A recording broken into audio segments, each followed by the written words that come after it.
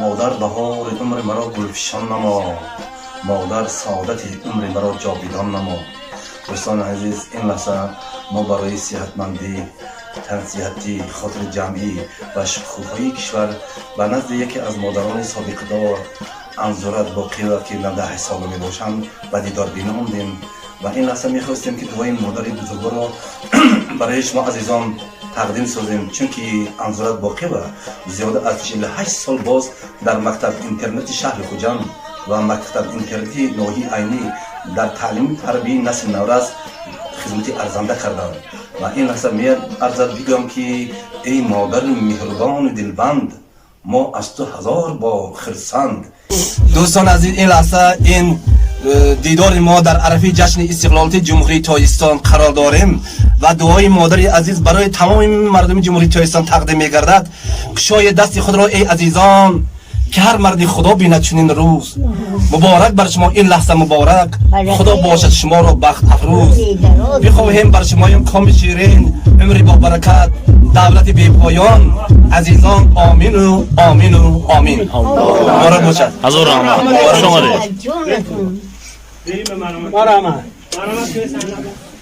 مادر جان عزیز، حضور رحمت. رحمتی کلون، رحمت بچم، رحمت. 100 ساله شده، رحمت. دنیا باشد باشه رحمت.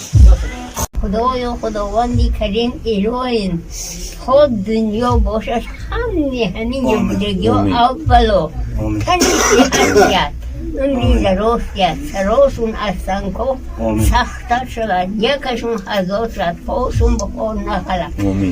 همه شما نیتاتون برسه چی که صاف اومده ما در کوه خدا صاف و سلامت در این لحظه شما برای شما یکی از آوازخوان‌های دوست داشته امام میرزا سید ستاری یک سرود میخوام برای شما. مرحمت. هر سحر میخیزم یادم به یادی مادرم، گل به گل میپیچم جیگر کبابم مادرم.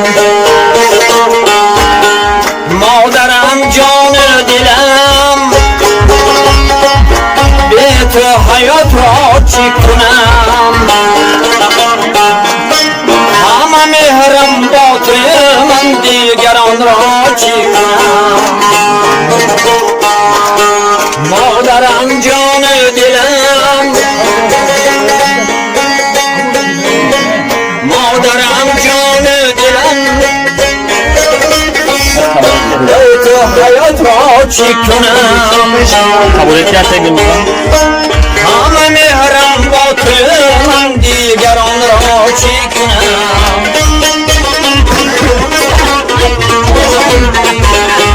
سرکم درد میشینم، بالشتکی پر مادرم،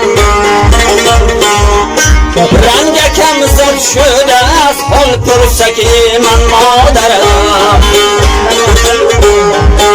مادرم جان دلم، به تو حیات را چی کنم. همه مهرم با تو من دیگران را چی کنم. دوستان عزیز، مادران عزیز، این لحظه رحمت برکه رحمت خدا 100 ساله شده. آمین آمین آمین.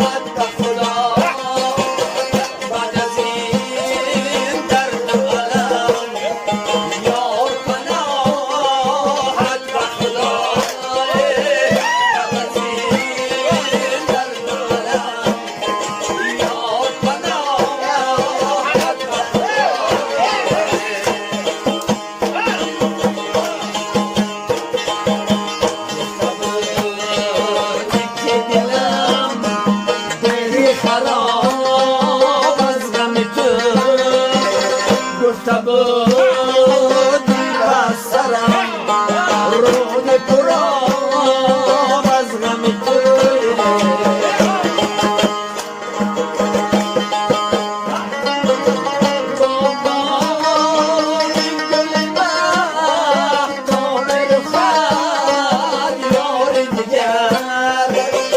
Gönlüm